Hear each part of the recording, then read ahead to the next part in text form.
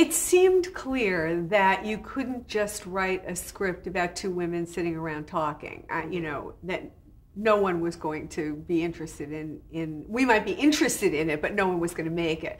So it seemed very clear to all of us that we had to have some sort of a franchise, and that you had to put them against something that had some action and some, you know.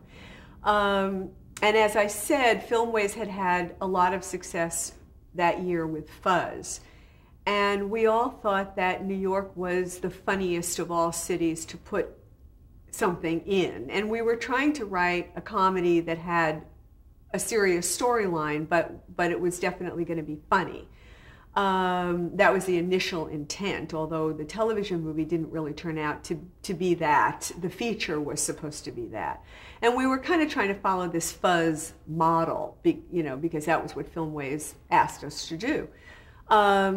So it seemed that making them cops and having some life and death, you know, underpinning, and then playing everything on top of that was probably the way to go. You know, when we were doing this series, we always had this kind of motto around the company, which was, in a perfect world, Cagney and Lacey would work at the post office, you know, or Bloomingdale's, or, you know, or anywhere, because what we were interested in and what 2/3 of our audience was interested in was their conversations in the women's bathroom and their conversations in the car, and Lacey at home with Harvey, and, you know, Cagney on her dates.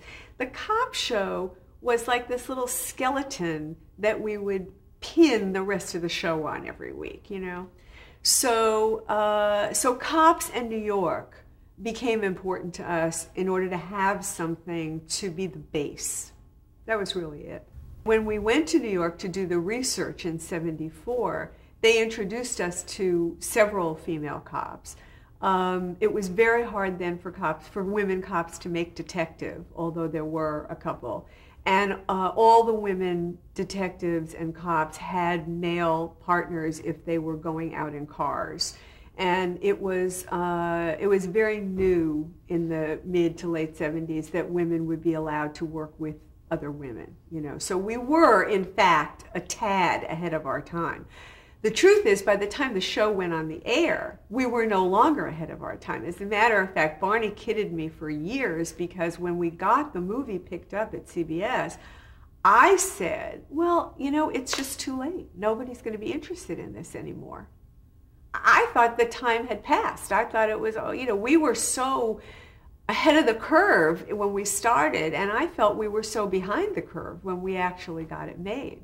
Luckily, I was wrong.